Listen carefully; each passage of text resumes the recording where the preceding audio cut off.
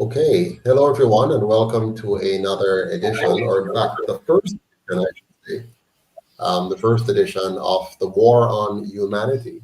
My name is Joseph Patterson, and tonight we're going to have a very nice discussion with some esteemed guests and fellow hosts. So thank you for tuning in to our weekly discussion on your right to your life, your liberty, and your property. Our goal is to unite, liberate, and empower us to defend our individual sovereignty from those who may wish to take it away. Quite frankly, there are a number of people in the global community who wishes to take our rights away.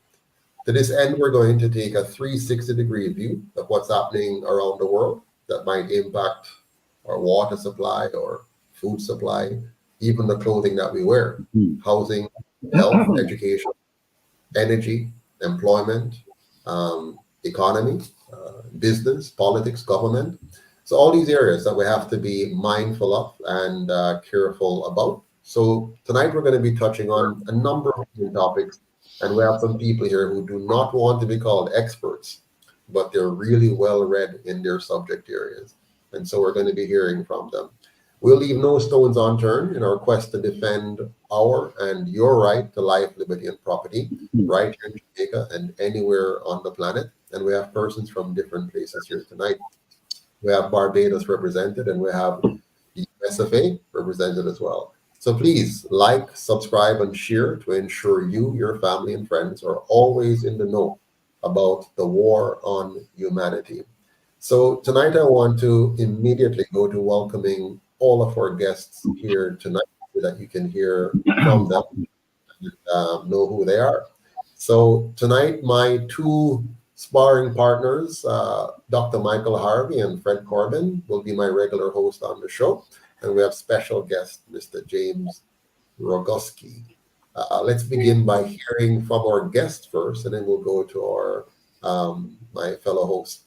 So, Mr. James Roguski, tell us a little about yourself. Well, I'm 64 years old. I've done quite a number of things in those 64 years. I don't think you want a 64-year monologue. But one point that I would like to raise is the last time that I went to a medical doctor, I was 19 years old. I laugh when people think that being an anti-vaxxer is somehow an insult. I am completely and totally anti-pharma. There might be a couple of things that, pharmaceutical companies provide, various replacement hormones and things like that, natural bioidentical things that, supplement what people are unable to produce. But my take on it can be exemplified by a book that I wrote 18 years ago, which exposed the lies about cholesterol. The title of that book was Your Doctor is a Liar. And I've always given it away, and it's more true now than it ever has been. I've maintained websites, naturalcancercures.org and controlbloodsugarnaturally.com. And I'm not a doctor. I don't treat anybody's illness. What I've learned is that my task in life is to try to make information manageable for people, and spirit will guide them. If they're ready for knowledge and information, they can have it. I've always given everything away. I've never put anything behind a paywall. Over the last 2 years, I've been deep down the rabbit hole reporting on the WHO and the negotiations on the pandemic treaty and the amendments and all that fun stuff. But the core of it really comes down to the whole point of this discussion, our own individual rights, freedoms, and I have a unique view on it. And if anybody cares, I'd be happy to share it with anybody who wants. Excellent. Well, I'm looking forward to hearing that unique view. Next, let's hear from my longtime partner in crime, Dr. Michael Harvey, who has been with me in the UIC for so many years. Dr. Harvey, tell us a quick thing about yourself. Yes, and first of all, Mr. Roguski, I've seen your videos up on BitChute. It's a great honor to have you on our panel tonight. Thank you enormously for, so to speak, coming to Jamaica to be with us tonight. I am Dr. Michael Harvey, a chiropractor for 45 years, a political activist for the chiropractic profession for over 50 years, and I enjoy the battle. I'm here. I love the battle, and I love UIC because we're all about personal liberty. We all know why we're here. Let's get it on. Wow, thank you, Dr. Harvey. And Fred Corbin, who is no stranger to the movement as well, all the way from Barbados. Go ahead, Fred, tell us a little about yourself. Well, I guess it comes down to the fact that first of all, good evening to everyone who's listening, and I think that those of you who have been listening to me over the years, over the last 3 years, have realized that I'm a bit of a different individual. I am thankful to have been born kind of on the wrong side of the bed, as you may say. Where my thinking and my understanding of life has been totally different to every single member of my family. And being the black sheep of the family has allowed me to see things from a completely different perspective and to be able to think clearly and think outside of the box and be able to judge the situation in a completely different perspective to most other people. In addition to that, coming up in a very religious and secular society, which was very, very strict in its doctrine, allowed me to see through the fraud of religion compared to the beauty of what the natural world and what the God-given spirit that we have and the consciousness that we have as human beings is, and the realization that we arrive at. And that perspective got me into a lot of trouble when I was young, got me into a tremendous amount of trouble even when in my professional career. And then obviously coming from somewhat, a mixed experience around the world in 78 different countries in the military background and so on, allowed me to see the perspective from the outside of the forest and see the trees for what they really were. And that's where we are today. So you've got the epitome of the black sheep rebel right here. Okay, thank you so much for that, Fred. All right, it's really a pleasure to have you on, and just for the purpose of our good guest here tonight, a little about me. So I am a chartered accountant by profession. I live here in St. Elizabeth, Jamaica. I am an avid organic farmer, beekeeper, and I have a passion for defending our right to life, liberty, and property. I believe that we're all individually sovereign and that we come together as a nation or as a group, as a collective body, and we want to make sure we protect our collective sovereignty as well. Here in Jamaica, we have a situation where from the very beginning of our recent history, we have been colonized and treated as less than by those who think they have the authority to reign over us. And even our local leaders have decided to adopt the colonial mindset and continue to enforce colonial principles on us here as a people. And so I have fought vehemently against that to the point where I was arrested during the COVID lockdown and period because I led a march against Parliament to say, these draconian measures are not acceptable and we need to respect the rights of individuals to choose what they want to put into their bodies and the right to freedom of movement and freedom of association and not to be forced to do things that will be detrimental to their own well-being. So here we are, after 13 years of trying to build a political movement in Jamaica. I'm now the president of the third official registered political party of Jamaica. And very committed to protecting the human rights of all Jamaicans and to help by lending a hand to protect the rights of all citizens and all persons around the world. So tonight we want to dig into the war against humanity, and I just want to make it very clear that we're not here to spread any conspiracy theories. We're not here to malign anyone's character. We're not here to engage in misinformation. But we are here to have a very open discussion on various topics, to do so honestly, to do so responsibly.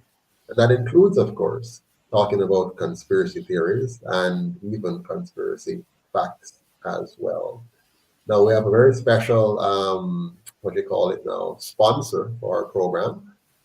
And the sponsor for our program is Be Sweet Jamaica, which I am one of the founders and owners.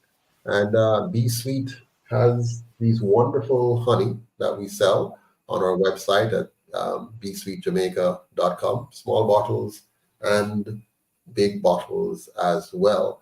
It goes by the name Charlotte's Be Sweet Jamaican Honey because it's my wonderful wife who spearheads this. It's real, it's pure, it's raw, organic honey, straight from the hive to the bottle. No additives, no preservatives, no heating or processing, just 100% pure, raw, organic honey.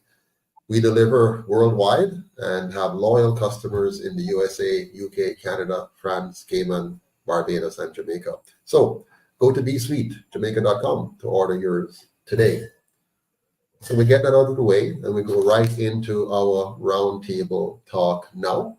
I'm going to ask each of you gentlemen to tell us what's on your radar as you look around the world, in your own countries, in your own regions. What do you see as some of the key attacks on our humanity that is seeking to rob us of our life, liberty, or property rights as sovereign individuals?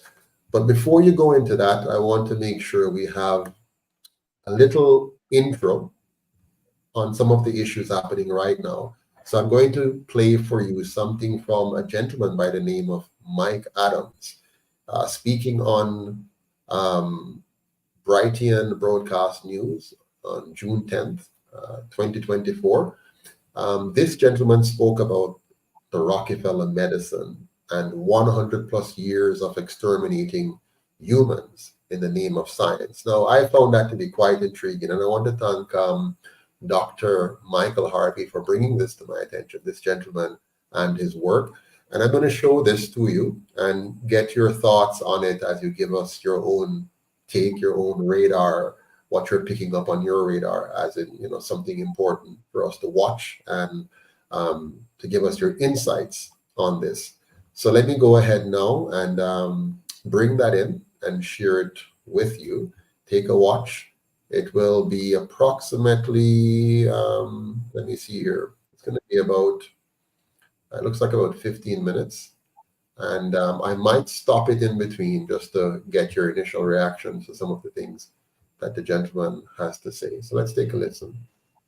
So let's start with some news that broke Friday, late Friday, from the Ninth Circuit Court. An appeal, Ninth Circuit, where the court rendered a decision that says that COVID-19 vaccines cannot be mandated because they do not meet the definition of vaccines. So this is Judge R. Nelson, who ruled in favor of plaintiffs that were suing the Los Angeles school district over these vaccine mandates.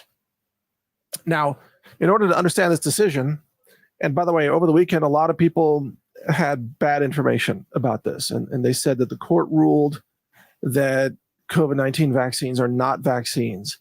That's a subtle question. That's not actually what they ruled. So it's important that we understand this.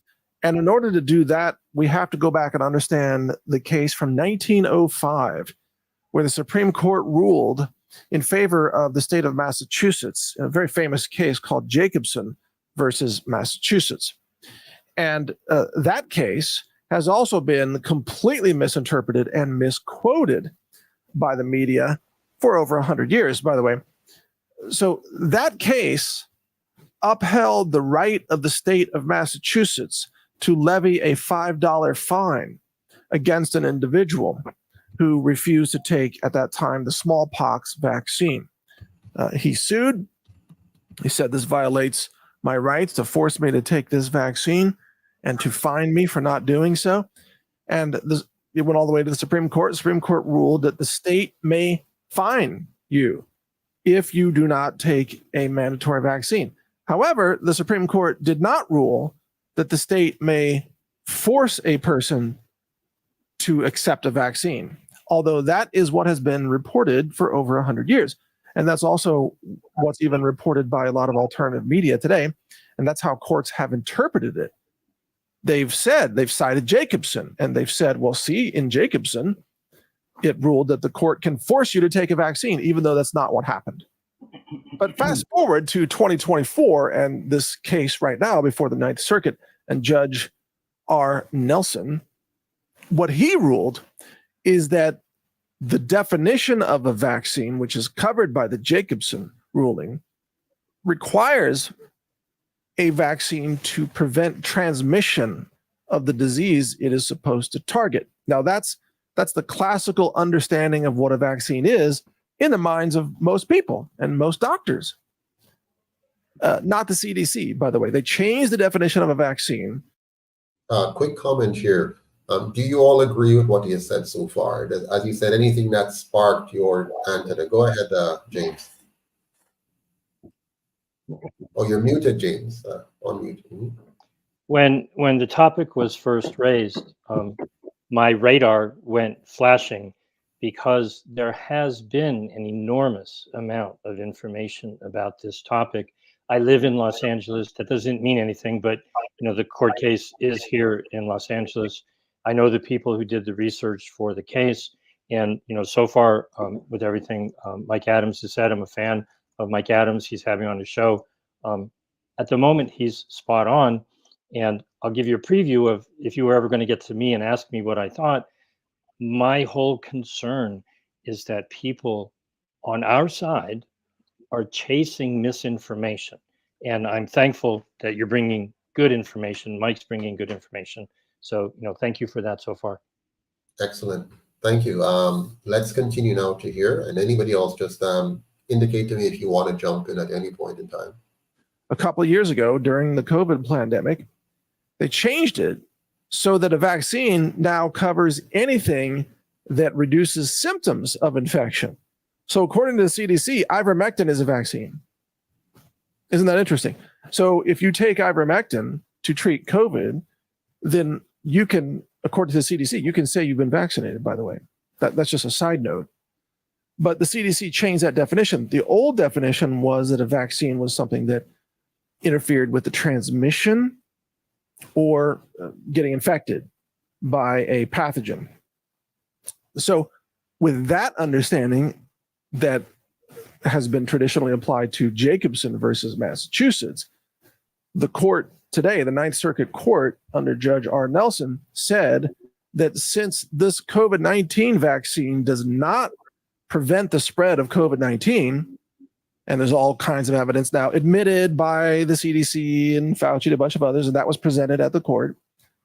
But because this vaccine does not prevent the spread of COVID-19, therefore, the Jacobson decision does not apply. Do you guys see that? Can somebody comment on that from your, yeah, go ahead, James, please. What he just said is hopeful, but not quite yet. Mm-hmm. My understanding of what happened is the Los Angeles School Board had a mandate for the jab. A court case was brought to knock down the mandate. It didn't get to court. They agreed, they settled, they removed the mandate, so there was no point for the court case. So the court case was settled, take it off the docket, and then they reinstated the mandate. And the courts basically have now said, hey, you're messing with the agreement. You agreed to pull the mandate down, and then they put it back. So the decision, which was a good decision, but it was nowhere near a final decision, it says, look, you guys are going to have to argue this in court. So Okay. a court case is still coming, and we really need to support the people behind that court case, because if they actually do win a decision in that court case, that will break everything, wide Mhm. open. But that has not happened yet. The decision has been misrepresented across the board. It's not a final decision. It's a decision that the case has to go forward, because the school board has been messing with the court, by agreeing to something and getting the case dismissed and then putting it right back in place. Got it. Typical government. Now, there's this part about the definition of a vaccine. Can somebody comment on that for us? The idea of what is really a vaccine versus what is not a vaccine. I'm going to dominate the conversation as long as you let me. Go ahead. On September 1st or 2nd of 2021, when the CDC had all kinds of evidence that the jabs were not working, they changed the definition. And it essentially, last time I checked, it said it's not about imparting immunity, it's about triggering an immune response. Well, you can inject chicken soup into your arm, you're going to get an immune response. But here's the point. The CDC definition on their website is no different than if I posted a definition on my blog. That's not a legal, lawful, in the statute code definition. One of the things I've been dealing with is the WHO.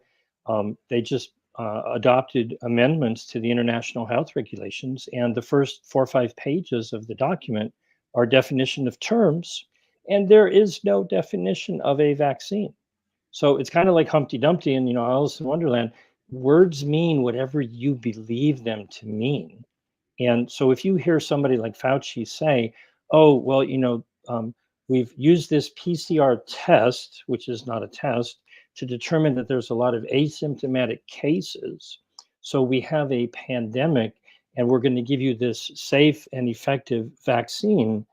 None of the key words there have any legal meaning whatsoever. That's just sorcery. That's just witchcraft and spellcrafting and wordsmithing. That's just lying. But when you believe it and you assume that what they're saying is what you think those words mean, and you understand that those words are meant to hypnotize you and confuse you. That's why I call the WHO the World Hypnosis Organization. It's all, confusion. And if you forget that you are, you have unalienable rights, you have right to your bodily autonomy, and nobody can tell you to do anything, but they can trick you. And they're really good at it. So, Dr. Harvey, I'd love to get your take on this. Do you have a definition for what a vaccine is? In my world, a vaccine is supposed to be something that inoculates you from something so you cannot contract it, and you're not able to pass it on. But I'm no expert. What is your take on this, Dr. Harvey?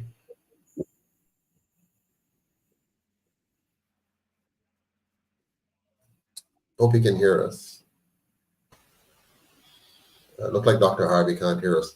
Fred, do you have a thought on that? Well, I'm backing James 100% with regard to this.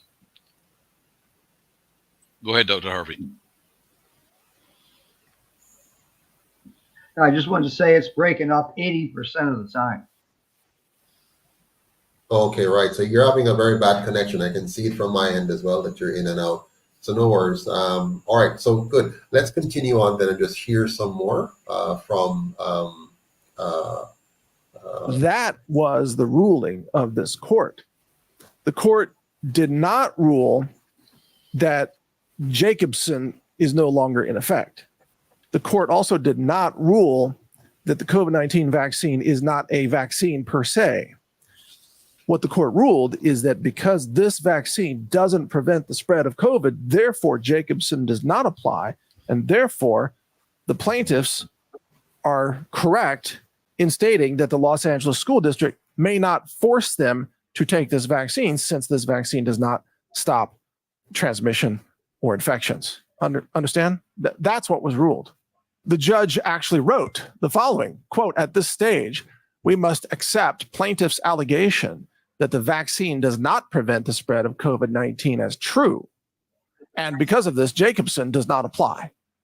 All right, go ahead, James. Let's hear your thoughts. Happy to be wrong, but I would pick a few nits with what he just said. What the judge said, in my understanding, is that because it has not gone through a court case, the plaintiff's complaint needs to be heard.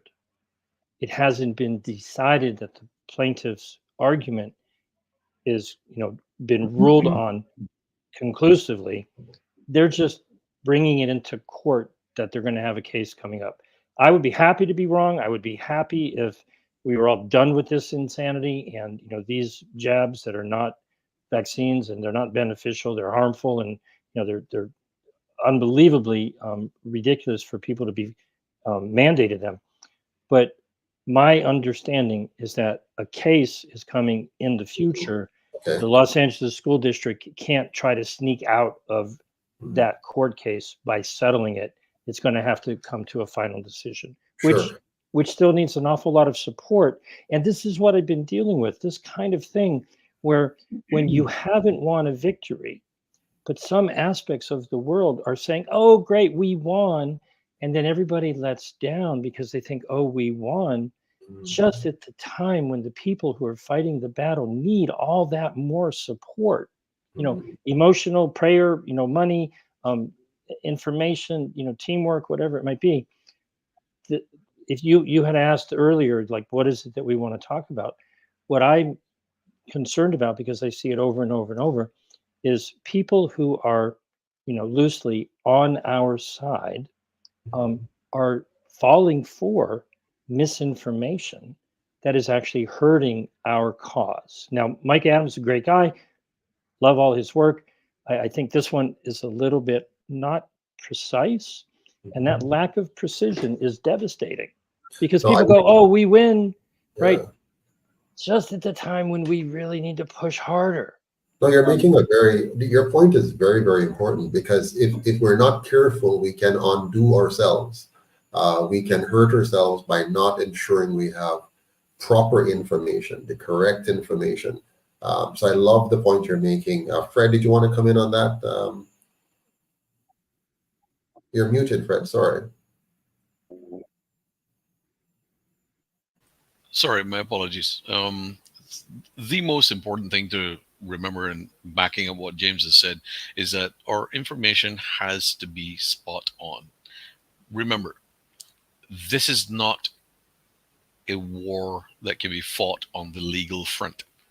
This is a military operation, has always been a military operation. It has been planned as a military operation. It has been executed by military planners, strategists, and tacticians, and it is in force as a military operation. And anybody who believes that there is a legal construct that will be able to get us through to the end of this is delusional. And the war on information is one that we must win. And if we're not accurate in our information, if we don't have the right assets in place, such as James and other people and so on and so forth, what are we doing? All we're doing is that we're lending ammunition to the enemy to use against us. And I'm sorry, that is unacceptable. Right. We're a sovereign territory in the Caribbean, and our Caribbean sovereign integrity has to be upheld with maximum attention to detail. And that is information.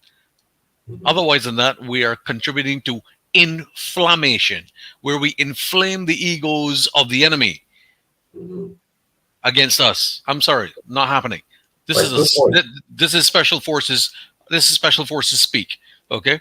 Yeah. Take the fight to the enemy. Make sure there are no mistakes. Simple. Okay, thank you, Fred, for that. And it's very difficult, right? Because you're talking about a lot of people in different areas, different mindsets, different competences to even understand what they're hearing. So, a person hears half-baked information like we're hearing here, and they jump with it and say, yay.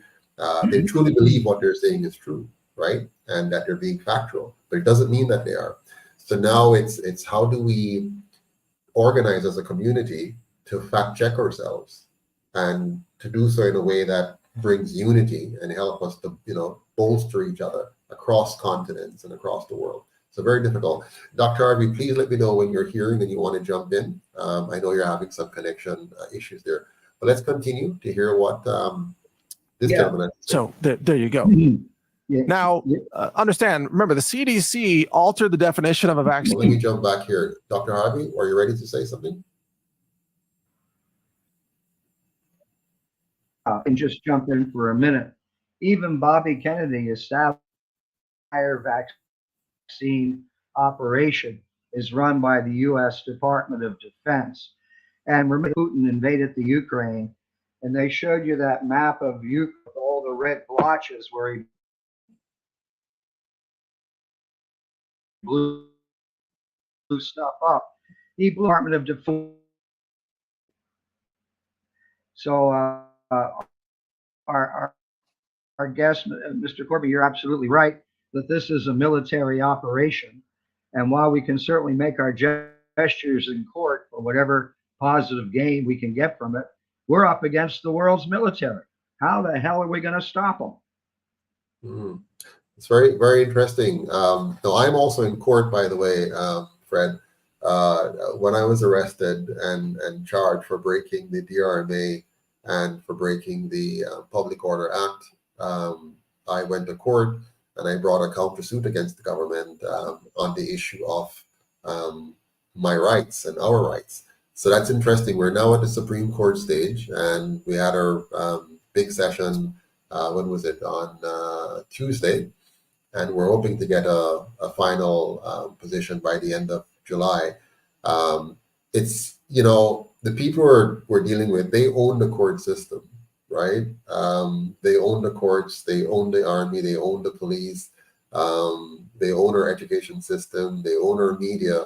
So it's really quite a difficult battle, but it's one that we cannot afford to lose because this is really an existential threat, right? So we push on. Let's hear some more here.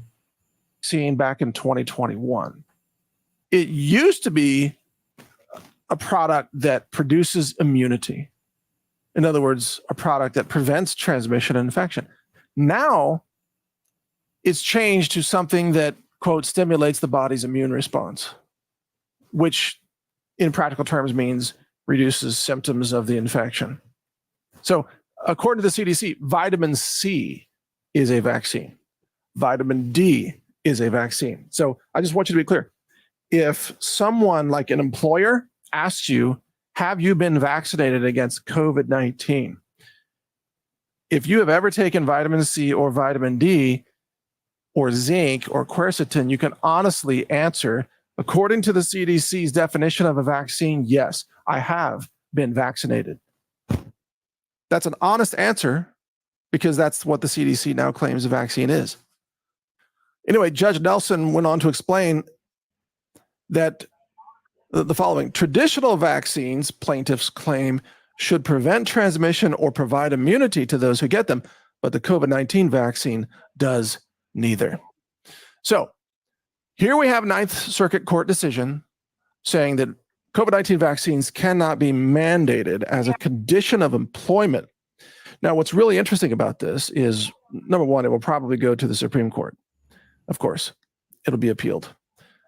But should this decision stand, it means that every person who lost their job and who isn't already dead from the vaccine, of course, because dead people don't sue, which is part of the strategy of the vaccine industry to kill their patients and thereby protect themselves from the liability of lawsuits.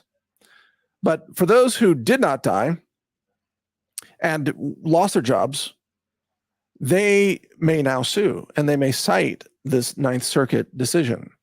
And there was a lot of discussion over the weekend about class action lawsuits against, hospital systems, healthcare corporate giants, against governments, because every government office, every agency, every government entity in the country demanded mandatory vaccines. Airlines demanded them to fly. Schools demanded them. Universities, some still demand them, by the way. I agree that every person who was told that they had to take these vaccines as a condition of their employment or travel or receiving an education or what have you, they should sue. There should be a nationwide class action lawsuit, which potentially could involve, well, what percentage of the population has been vaccinated in America? Is it like 60%, 70%? I don't know. But let's just say it's 200 million plus people. Okay, that's a pretty safe guess, or 250 million. So 250 million Americans should sue their government, their hospitals, the airlines, the schools, their employers, the CDC, which lied about all this. They should sue the FDA. I mean, this should be the most massive class action lawsuit in the history of America, much bigger than the big tobacco lawsuits back in the 1990s. Those were tiny compared to this. And we're talking about trillions of dollars. Let me hear your thoughts on this, Mr.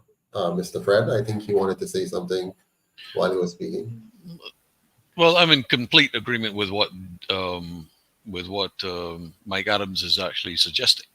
And while we know that we are in a situation here, particularly in the Caribbean and across most of the Western hegemony, and I say the Western hegemony because of our, our dependence on the United States financial facility, which is quickly losing ground because of its loss of the world reserve currency as of last week. But what we have here is the ability or the inability of any one of our Caribbean territories to function normally because there is no constitutional integrity. Our constitutions were suspended in 2005 when all of our countries in the Caribbean signed the World Health Organization International Health Regulations of 2005. All of our constitutions were suspended in the signing of that document, and we were paid handsomely to sign that document. The Barbados government was actually paid $2.6 million to comply with the signing of the World Health Organization regulations in 2005. Hold on a second, Fred. So what you're saying to us is that our leaders in the Caribbean, for example, Jamaica, Barbados, they have collected monies to sign away the collective sovereignty of their respective nations. That's what you're telling us. I wouldn't say it would be the collective sovereignty. I would sign away the integrity of their constitutions. In other words, allowing the door to be opened to constitutional treason. Okay. Now, constitutional treason means that the Constitution has been suspended in favor of a World Health Organization mandated Emergency Powers Act, which was put in place across the board for all countries upon the announcement that the World Health Organization declared a medical emergency of international concern. And the minute that Tedros did that, the Emergency Powers Act came into force as per the 2005 regulations. And James can back me up on this. Yeah, so just for the purpose of our listeners and viewers, what you're saying is in 2005, the government of Jamaica, Barbados, and other countries, I think there's about 145 countries that signed up to this. 194. 94 signed up to this. So 194 countries have signed up to say that in the case of whatever the WHO described as a medical emergency globally, that they will suspend their sovereign rights to deal with the matter in their country and cede that authority to the World Health Organization. Is that what you're saying? Did I get that correct? Actually, it's cede to the recommendations, not the authority. Okay. There was absolutely no authority put in place by the World Health Organization. It was recommendations made by the World Health Organization and recommendations that were then forwarded by the CDC and the FDA. There was no authority actually given. We in the Caribbean took it to mean Yes. being it was the authority, because in a socially conditioned environment where we have depended upon the authoritarian Yes. aspect. Slow down, Fred. This is so important. I don't want us to miss it. Right. I want So, people to understand exactly what I'm saying. let me say this. Okay. Hold on. Let me say it for you, and you can tell me if I'm correct. So they have a set of recommendations from the WHO. They got our people to sign on that if there's an emergency, they're going to enforce those recommendations in their countries. And our leaders in the Caribbean, for example, and other countries, communicated to their constituents that they're just following the recommendations, which becomes a mandate of sorts in their respective countries. Is that what you're saying? Did I get it? That is correct. That is correct. And you have to understand that the guiding principle behind it was the financial incentive. Absolutely. The financial incentive was the reason that the corrupt politicians and the political environment in the Caribbean complied with the suggestions. And James can back me up on this. So James, I'm going to bring you in now, but I want to just stick a pin here. This has been the case for almost everything in especially the so-called third world countries or developing countries and around the world now, because you do have the weaponization of our monetary system. So any country that does not comply with the system, even if they're so-called developed countries, they're in the crosshairs when it comes on to the weaponization of our fraudulent monetary system. So what you're saying is the politicians like here in Jamaica, for the sake of money, getting monies to do what they want to do, otherwise they will sign off on the sovereignty, violate the sovereignty of our people, individually and collectively, by signing off on this. James, your thoughts? I'm gonna nitpick it because I'd like to see evidence. Okay. Yes. I have seen evidence in Malta, island in the Mediterranean. Okay. A contact there dug into Maltese statutes, and a Maltese statute was passed, and the language in that statute says that in Maltese regulations, if the WHO makes a recommendation, Malta treats it as a regulation.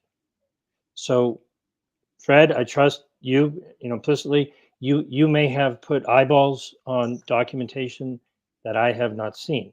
Now, other people that I know in South Africa, no such legislation. It was never implemented. The International Health Regulations amendments in 2005 did not get corresponding legislation in South Africa to, I don't know that I would even necessarily say give up sovereignty. You got to nitpick this a little bit. They agreed to automatically go along with whatever recommendations might be made. I have found no such thing in the United States. What I found in the United States is a little bit different. On the very last full day in office of the Obama administration, the CDC put in regulations, final ruling, put it into our Federal Register, and it doesn't automatically follow if the WHO, does something. What's in our regulations is our health minister does not need any data, does not need any facts, does not need any statistics about death or cases or hospitalizations. There's three different things that if the WHO gets some information from somebody that there's an outbreak or the Director General declares a public health emergency of international concern, that's all our health minister needs to declare an emergency. Could be happening halfway around the world, could be nothing going on in the United States, but our regulations give our health minister regulatory cover to trigger the fear and say, oh, there's an emergency here. Now, I would caution anybody from making universal declarations. What is it in your country? Now, Fred, you've looked at what you looked at in the Caribbean, but if you go to Bolivia or Kenya or Australia or New Zealand, it's complicated. But the core of it is the vast majority of people just fall for the programming and the propaganda and the hypnosis. And it's the same thing I was talking about before. Oh, Dr. Tedros said it's a public health emergency of international concern. Then they said it was a pandemic. Well, I got news for you. Um, there's no definition of the word pandemic in the international health regulations. They negotiated for 2 years, a year and a half, and the ones that they just adopted, they could not settle in on a definition of a pandemic. So if you hear someone use the word pandemic, it has no legal meaning at all. Now, in your country, maybe in your law somewhere, there's something that says, it's a pandemic. And I'll give you a good example. You might find it funny. I thought it was hilarious. There was in the United States Senate, there was a recent Supreme Court nominee who, in the questioning when she was getting, to be confirmed, one of the questions that they asked her was, well, what is your definition of a woman? I don't know if you saw what I'm talking about, if you're aware of it. Okay. Well, I was very disappointed. I wish I could have whispered her into her ear and given her what I think is the right answer. What she should have said is, well, I'm nominated to be a justice on the Supreme Court, so my opinion doesn't matter.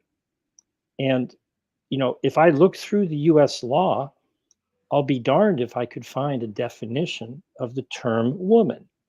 So what she should have said to the senator, well, Senator, when you all get around to passing a law that puts into the statutes that a woman is defined as whatever it is you want it to be, then I will apply that law to whatever case comes before the Supreme Court.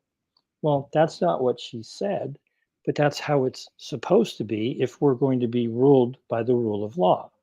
And so what I encourage people to do is look into your local. Right on my desk over there, I've got a 3-page document from a city that's about 45 minutes away from me, Palmdale, California. Bunch of great activists. I had nothing to do with it. I'm just reporting on it. Bunch of great activists 2 years ago. April 1st, I believe, was when it was put into force. They put little signs all around town, maybe 100,000 people in the city. And, when people would go onto the highway, they would see a sign and they got in contact with people and they pressured their city council to pass a city ordinance that there shall be no mask or jab mandates in Palmdale, California. Mhm. That's all you need to do is get enough people together to make the law be what you want it to be. Now, I agree with Fred. That's not going to stop the Defense Department and this psychological operation with the media and everything else. But small groups of people who know what they want and get their local officials on board can change their life. They might not change the world, but one little piece at a time, you create your little area of, look, we're standing up for our rights and freedoms. We're putting it into a local ordinance, whether it's school board, city council, county, whatever jurisdiction, divisions you have, province, state, country, whatever. You have to know what it is you want and what it is you stand for. And, kudos to the folks in So, Palmdale. They made it happen. James, what we have in Jamaica, and I suspect in Barbados and us, we assume that our parliamentarians are somewhat like gods. We assume that whatever they tell us is true, and we allow them to get away with not being as precise as you just were. If we would apply this level of precision to our thinking and our response to issues, so for example, our government in Jamaica told us there is a pandemic, and most of us here just accepted that. The government then said, this is the way we're supposed to deal with it. Most of us just accepted that. And when some of us questioned it, some of us become very aggressive towards those who question it. Why are you questioning this? Don't you hear the Fauci said this? Don't you see America is doing the same thing? Don't you see those big guys in lab coats are saying it? Don't you see? So that's really what's happening. And I'm hoping from this very presentation here, many of my fellow Jamaicans and Bayesians and the rest of the Caribbean and the world will see this and say, listen, we don't have to take this. We don't have to accept this. We can ask the question, where is that codified? Where is that defined? How do you know? What's the measure? How do you define what a vaccine is? How do you determine the rights of any group to say we're going to mandate this or that and not just accept it? Now, that's what we fought against in 2021. And on that basis, we were arrested. And now we're showing in law that the very government has overstepped their bounds in our own laws here in Jamaica.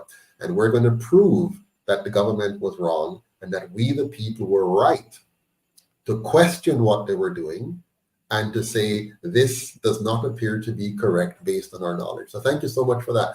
But let's hear the rest of this so we can then move to your, what's on your radar otherwise. And I'm thinking we're beginning to hear some of it. Of damage, and not just the actual economic damages, which are substantial because people lost their jobs, people lost their livelihoods, doctors lost their licenses. They were defamed in many cases because they were investigated by state medical boards and so on. All those state medical boards should be sued. And every member of a state medical board that enforced a vaccine mandate should also be personally named in these lawsuits, named and sued for trillions of dollars in damages and pain and suffering.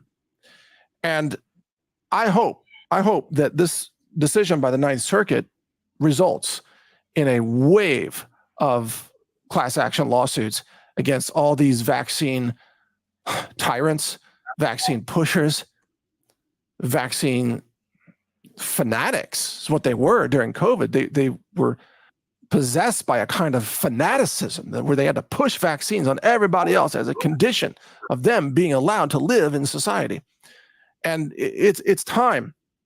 There's enough that has come out. We know that these vaccines do not work.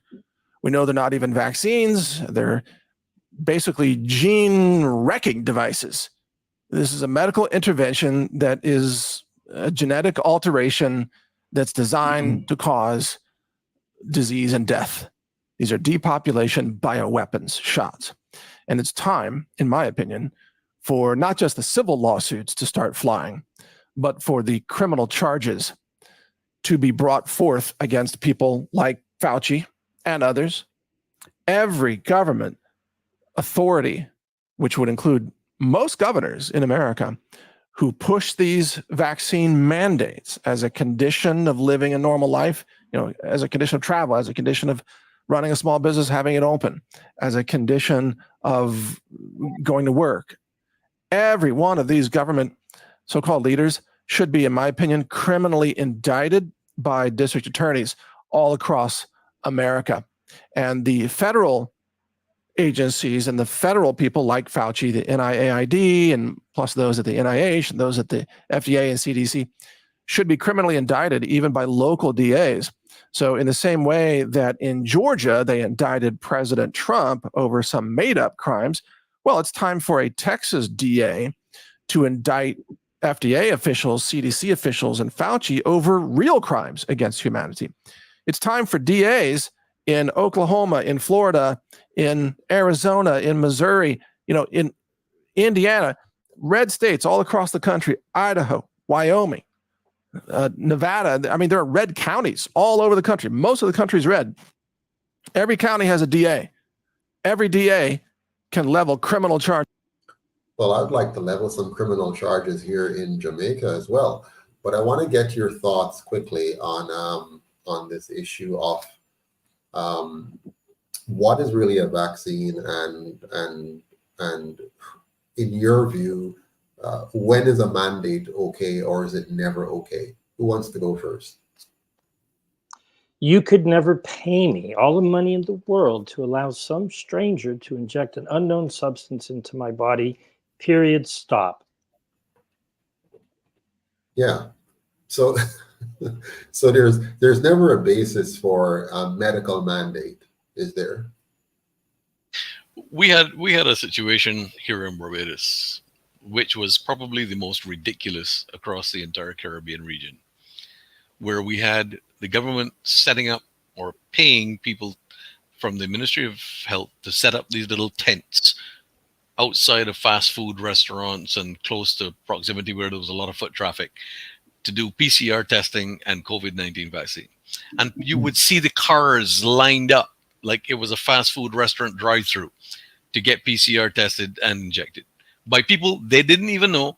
They knew nothing about what they were taking. They knew absolutely nothing about the situation other than they were listening to the radio and the government said, go get vaccinated because your granny might get sick. Who gives a shit about your granny? Okay? Your granny's the safest person on the planet because she's got the best immune system. The reason she's still alive is because she's got a good immune system. That's the reason you're still breathing. If she had a bad immune system, we wouldn't be having this conversation. She'd be dead and gone a long time ago. At the end of the day, the situation comes down to the fact that you have a socially conditioned population that followed what the government said. Whatever the government said, the sheep went, yes, massa, bah, and went and did it. Yeah, yeah. Bottom line. So is there ever a point where a government has the authority to say we're going to mandate a medical procedure for someone? Is there ever a place for that? The government did never mandated anything in Barbados. Right, but is there ever a case where in some countries, in some states, they have Yes. mandates? Yeah. The government did actually put a mandate in place in Indonesia, and I lost a very good friend of mine because of that. Yeah. Go ahead, James. If you get out Black's Law Dictionary and you look up the definition of a mandate, you may find that you've been tricked. Okay.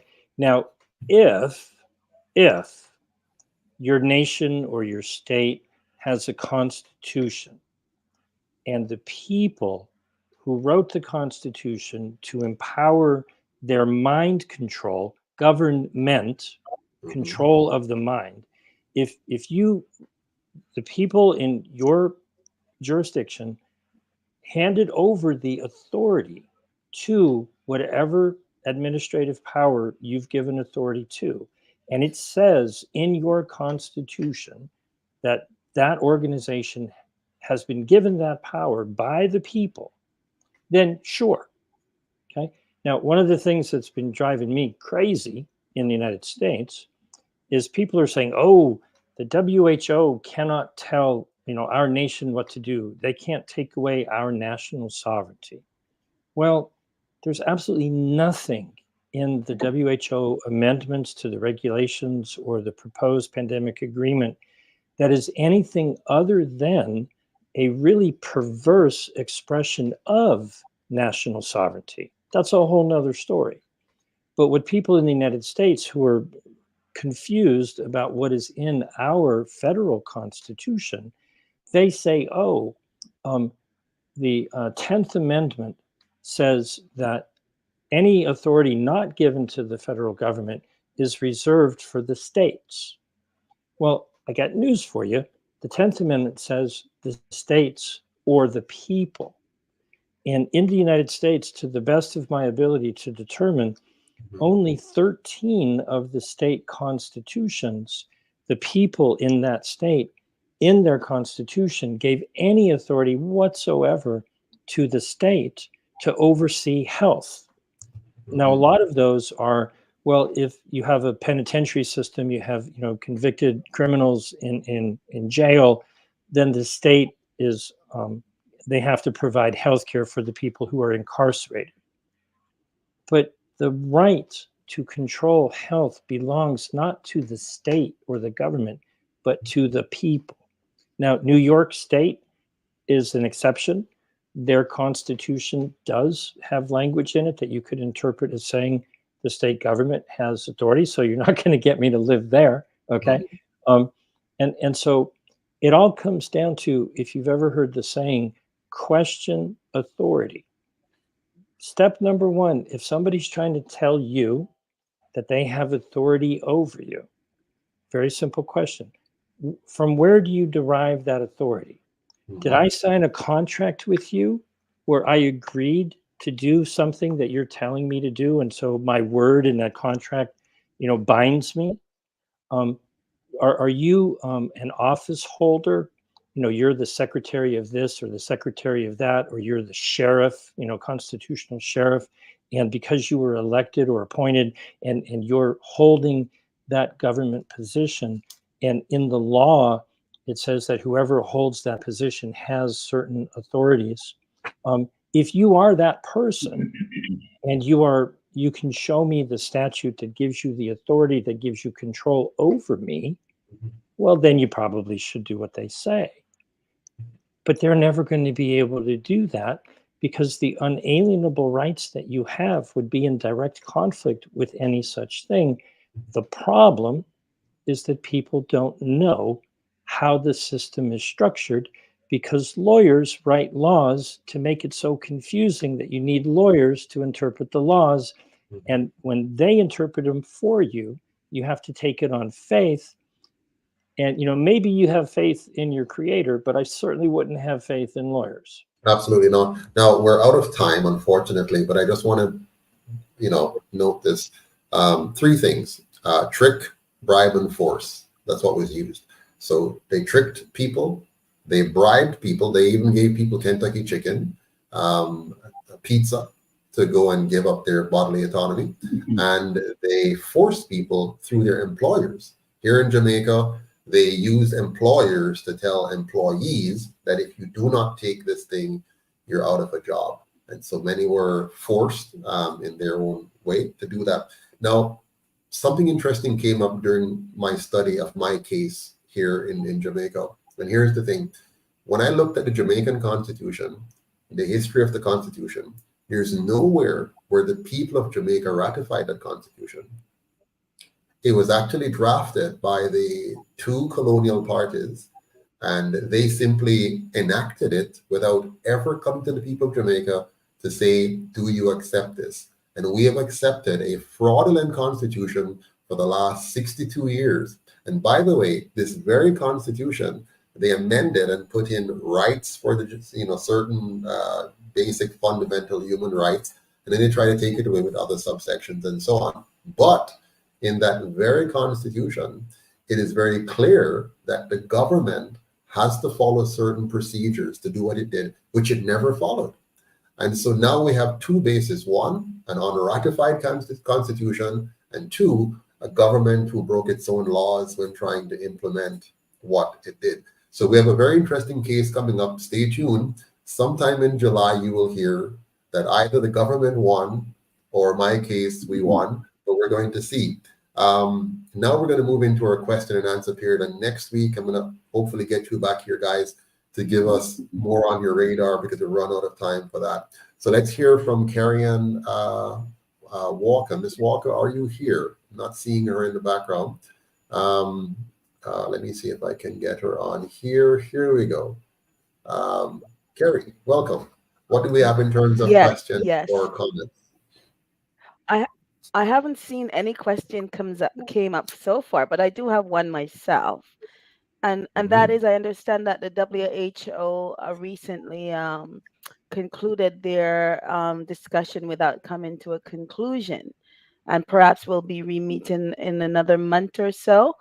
But in addition to some of the items on the list that weren't met by countries, I understand that in September coming up, there will be some of the same element in regards to the UN meeting, and sort of signing off on certain treaties there too. I'm not fully clear on that argument, but I think the two are tied together. Can someone elaborate? Sure, go ahead. Who wants to take? I will certainly dive into that. Partly true and partly not quite. On June 1st, just a couple of weeks ago, actually 2 weeks ago exactly, the International Health Regulations amendments were adopted. I just published an article earlier today on my Substack. If anybody goes to jamesroguski.substack.com, you can see what was adopted. Those amendments have 10 to 18 months. That's a confusing story that we don't have time for. Short answer is every nation has 10 months to have their head of state write a letter to the WHO and reject those amendments under Article 61. There was a second track, most people refer to as the pandemic treaty. That the next, what you said is basically accurate. They're going to be meeting in July and they're continuing the negotiations. They've given themselves another year to try to make that happen, but they're hoping to get it done before the end of the year so that they can have a special session of the assembly and adopt it sooner. And then the third thing that you're talking about is commonly known as the Pact for the Future. It's a 20-page document with 148 points that I've got on my nightstand. You can find that if you just search for Zero Draft for the Pact for the Future. The United Nations will be meeting September 22nd, 23rd, I believe it is. And I don't believe it's going to be signed as a treaty. I think it's another one of their declarations. And essentially, they're way behind on their attempts to implement the Sustainable Development Goals, and they're trying like crazy to, push that, as is the WHO. So look for that in the next 3 months or so. That will is scheduled for September. 148 different items in there of how they basically want to tell everybody else what to do. Okay, thank you, James. Next question, Carrie? Yes, we have one from Mr. Craig McKenzie. I believe this one is for you, Mr. Patterson. What does rectification of the Constitution really mean? Okay, wonderful. That's a fancy word of saying that the people of Jamaica agree with this. We know that they sat in rooms and they talked about it in terms of as elected representatives, Mr. Norman Manley, Mr. Bustamante, who are the founding fathers, they would like to tell us, of Jamaica. And of course, there are other people in the room as well, like Mr. Edward Siaga and so on. They then went to England on this and they got the blessings of the colonial masters to say, yes, we're very happy with this constitution, which makes the Queen of England the head of state of the country. We're very happy with a constitution that says you will appeal to our Privy Council as your final appellate court. We're very happy that you're putting in place a divisive partisan system that will cause your people to rip themselves apart and fight each other until death. We're very happy that you're going to follow the model that we have set forward for you that will ensure your country will not succeed. Yes.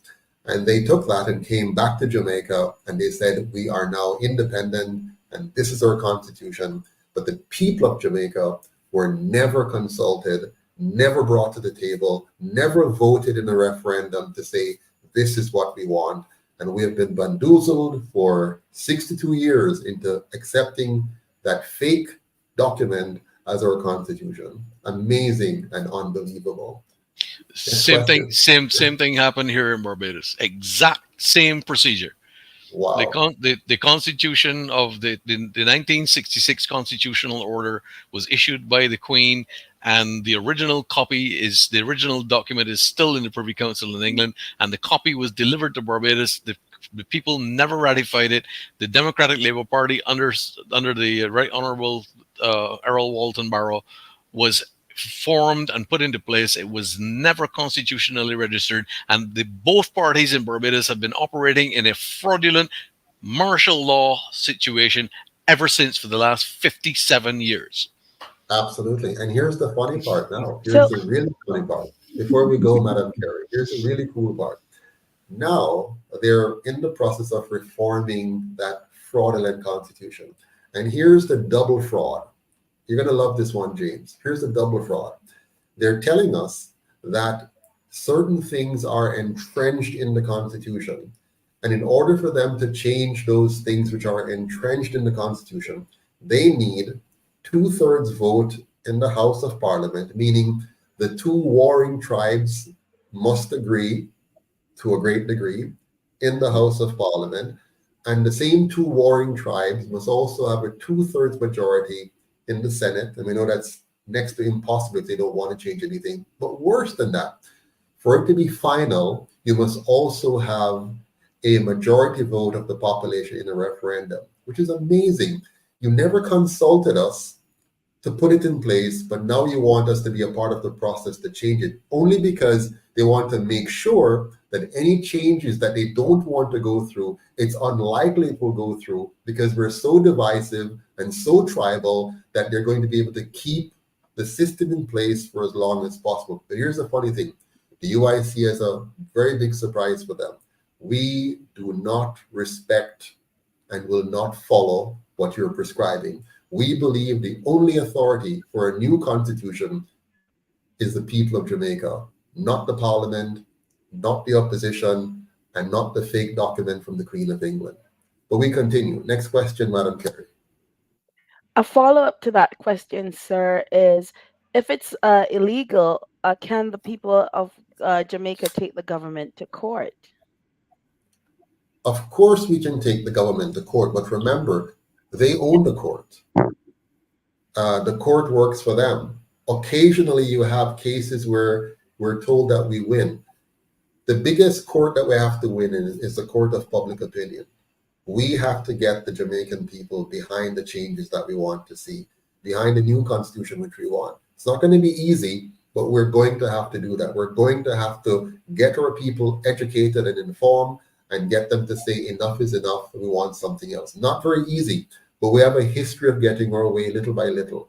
We did that through Nani, we did that through Paul Bogle, we did that to some extent through Marcus Garvey, and now we have to take it a step further, be more precise in the way James identified earlier on. Let's stop taking things for granted. Let's start asking the right questions, evaluating every word, every phrase, every clause, every authority or so-called, and we have to make sure that we're on the right side of every single issue and be very precise in how we communicate it to ourselves and then to the world.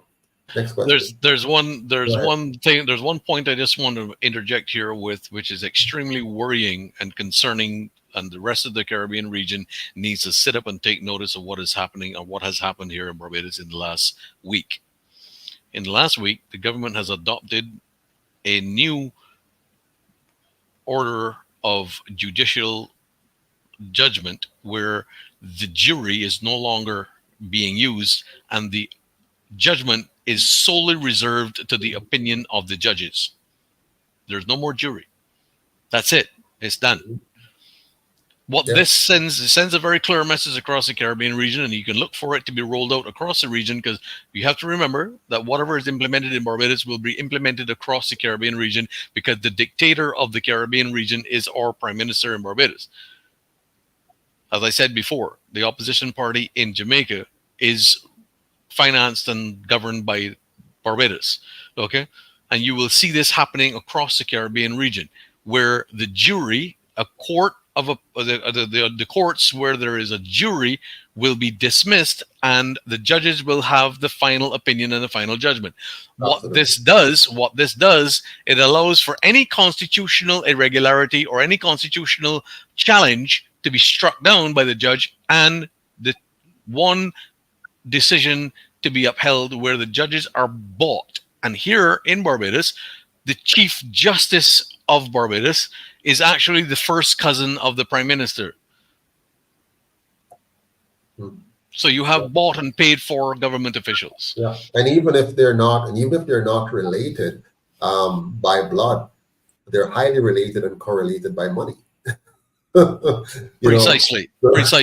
So it's a serious problem, and even as they fight now to move from the Privy Council in England to the Caribbean Court of Justice, it's still no guarantee of justice. Because justice can be bought and can be sold. Of course not, because the Caribbean Court of Justice has been formed by the Prime Minister of Barbados. She was the one that came up with the idea through her World Economic Forum handlers, and she was the one that put it in place and coerced a number of the Caribbean countries to sign on to it and support it. Mm-hmm. It is ironic that the country in which it is headquarters does not support it. That is Trinidad. Amazing. Did you all know, though, that we borrowed money to start the Caribbean Court of Justice? Yes, we know that. Yeah. We borrowed money.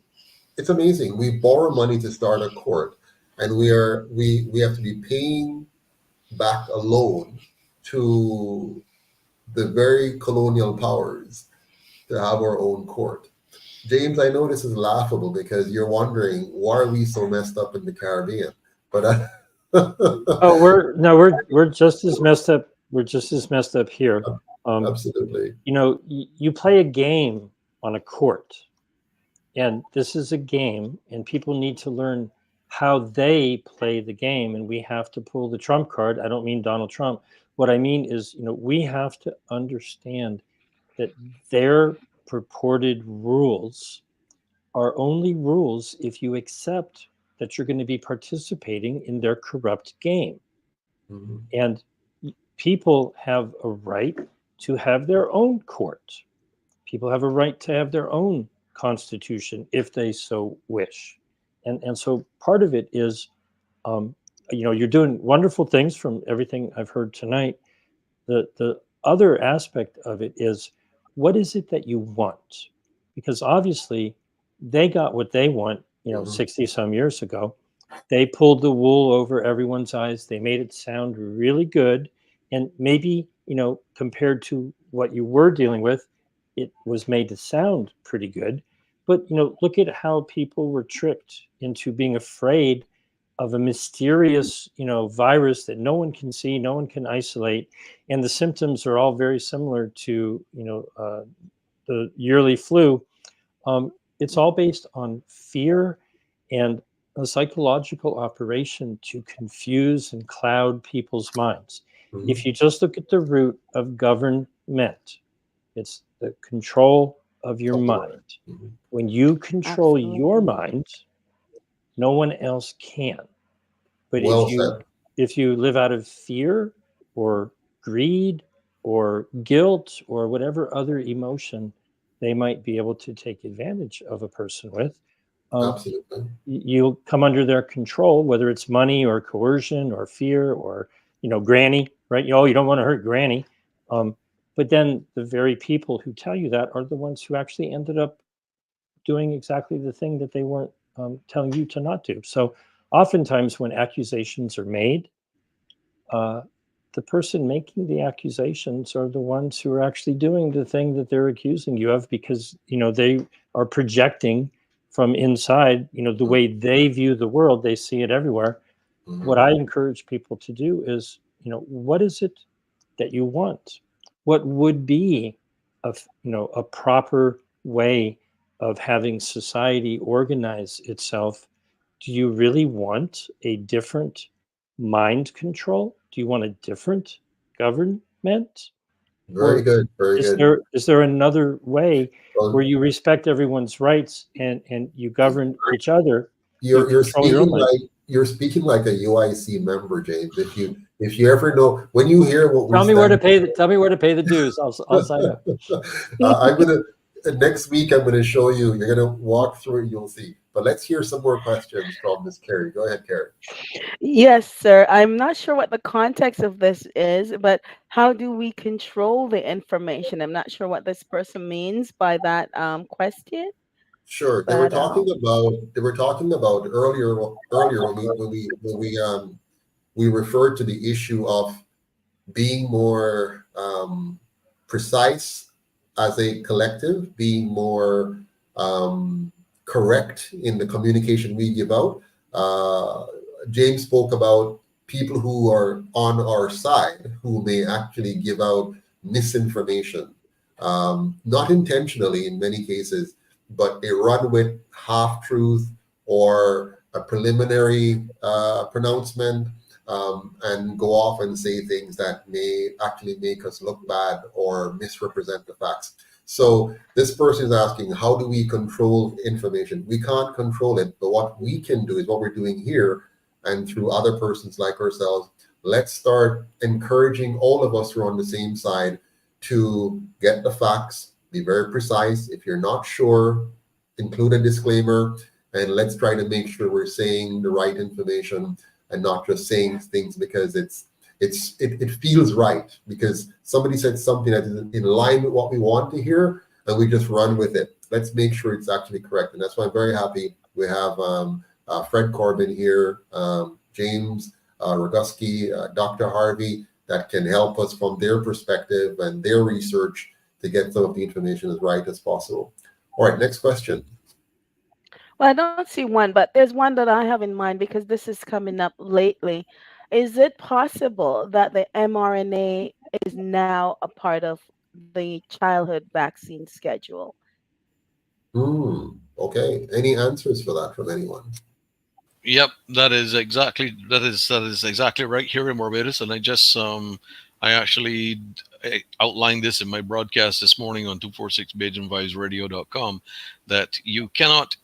Well, the government is saying, not that anybody's going to pay any attention to it, because I've shot this down in flames on numerous occasions, that unless your child is inoculated with the COVID-19 vaccine, they cannot progress from primary school to secondary school, and you cannot be allowed to engage in any form of study at the University of the West Indies unless you have a COVID-19 shot. Well, I've basically shot that down in flames with in the legal context that this is nothing more than just a stupid announcement rather than any policy, regulation, or law, simply because it violates everything to do with the international human rights laws. And also, we have the affidavits in place that can be signed by the Supreme Court to exclude any child, irrespective of their age or anything, to take any COVID or any other vaccine for that matter. And I've been sending these affidavits to parents for the last year and a half. People, almost every single week, somebody asks me for a copy of them. And what we do is that we send a copy of the affidavit, we send a copy of a letter, which they can then sign. It's basically a letter saying that we, as the parents of the child, do not accept this, and the letter is signed. The affidavit is signed for each child in the household. If there's a multiple children, if there's more than one child, the affidavit is. We have done the affidavits for mother and father, and we also have done affidavits for father only and mother only. And we give instructions that the affidavit be accompanied by a $10 stamp affixed to the affidavit with a Justice of the Peace stamp taken to the Supreme Court for the seal of the Supreme Court to be affixed. After that, the child is protected. Wow. Amazing amount of work for just, protecting your rights. Thank you for that answer. You're muted. Sorry. I'm not hearing you. Sorry. An amazing amount of work that has to be carried out for a violation of human rights. Yeah, amazing. You should be protected by your country and your constitution. Instead, you have to be fighting with your country and your constitution. And this is exactly the point I was making, that there is no constitution. Because if there was a constitution, the constitution is in place to protect the people. Should be, yes, absolutely. In fact, the UIC always said the purpose of your constitution is to protect you from your government. There you go. That's the most important reason for a constitution, because governments are dangerous, as James pointed out. Ms. Carey, I do see questions here. I see Craig McKenzie asking some questions on the live here. Go ahead, Dr. Harvey, while Carey gets caught up on some of the other questions. Go ahead, Dr. Harvey. The two questions I asked. Just a second, Carey. Go ahead, Dr. Harvey. Yeah. Yes, I think it would be fascinating for Jamaicans to find. I think Jamaicans would like to know how much Andrew Holness, the politicians, the virologists, and the public health officials have been paid to coerce these injections into our bodies. That's a beautiful question, and it's very hard for him to declare his to the ethics committee his assets and income. So it might be very hard for him to declare this as well. But it's a very good question that the Jamaican people should ask. And we should not fall for the trick. And here's the trick that they have done with us for many years now. When we start to ask maybe the right questions, and when we start to become maybe frustrated, they lead us to simply go and vote for the other controlled opposition that they have created for us. So they've always created these controlled oppositions. And whenever we get tired and we're like, this guy is bad, like you might recall a few years ago, everybody was cheering the current government because they were doing things that appeared to be in our best interest, which weren't, but they appeared to be. Now that they've realized that it's really not working in our best interest, they're now vehemently against the government, but they're falling for the same trick again. They're going to now saunter over to the controlled opposition and vote for him for a temporary feel-good reprieve. I have voted out the monster, and you have now voted in another monster, which you'll get around to in another 2, 3, or 4 to 5 years, and you will see you have done it again. We have done that now for 80 years, 80. From the first time we have gotten the right to vote in 1944, a right that should not have been given to us. That was our right in the first place, to choose our own government and our own governance. But they gave us this right to vote. We cheered and were very jubilant and happy that who are they to give us the right to vote? But they gave us the right to vote and we cheered. And then we found out shortly thereafter that this right wasn't enough because it wasn't really a right, it was a trick. And then, of course, in 1962, 18 years later, we cheered again because they gave us independence. It's time for us to take back our sovereignty and stop waiting on they to give us anything. We must give ourselves what we need, which is the right to our lives, the right to our liberty, and the right to own property. But back to you, Madam Carey. Next question. Oh, James, go ahead, and then Carey. I believe A good friend of mine explained to me the acronym THEY. It's the hierarchy enslaving you. That's Yes, what they. That's there you what go. they are. The hierarchy. Exactly. Very well said. Go ahead, Carrie. Next question. Sorry, we have another one from Mr. Craig McKenzie. Can the government force the Jamaican people again, whether directly or indirectly, to take a shot against their will in the event of another pandemic? If we allow them, if you might recall what happened, they were trying to do that in 2021, and then there was only one group in Jamaica, just one group that decided to stand up fully, and that was the UIC. And we led 500 people in the streets to Parliament, and then they backed off. And what they did, though, they didn't back off fully. They simply said, okay, we're not going to mandate anything.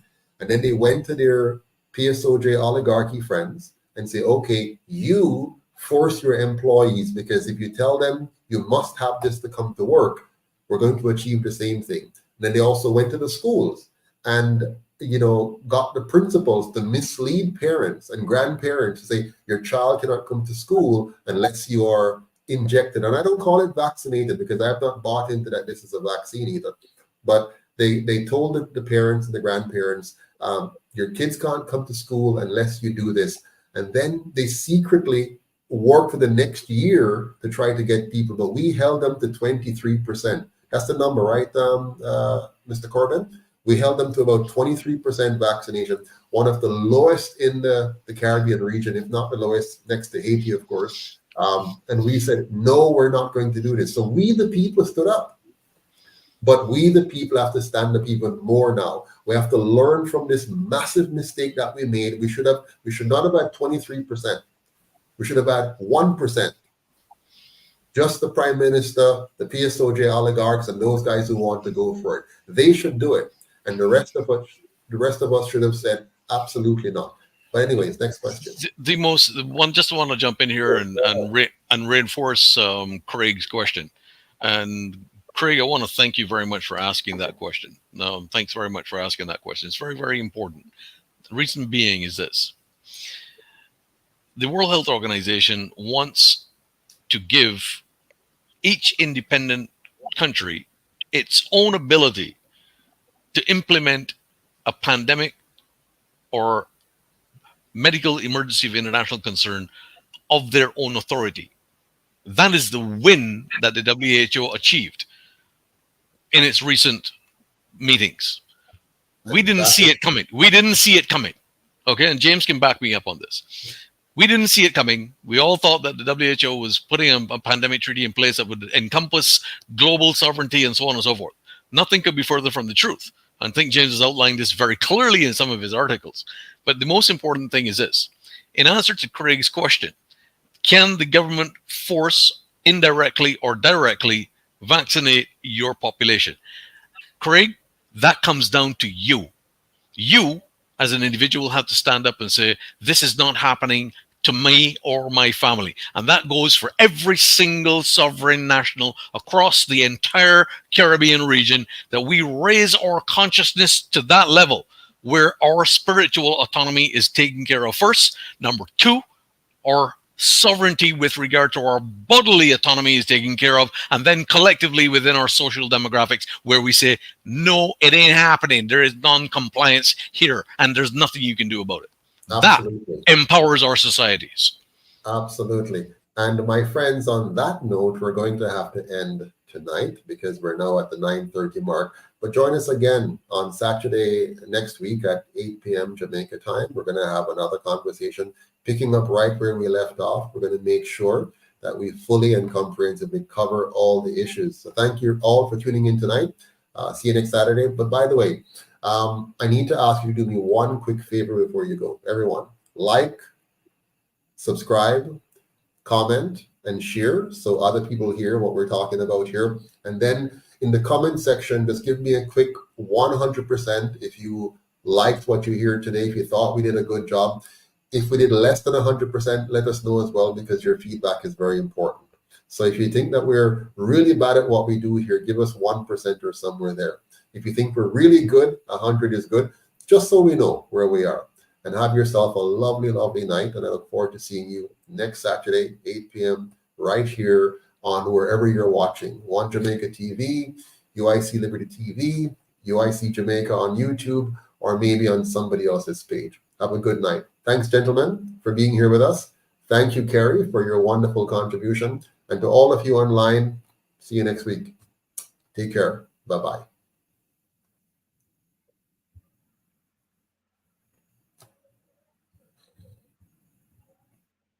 Good night, everyone.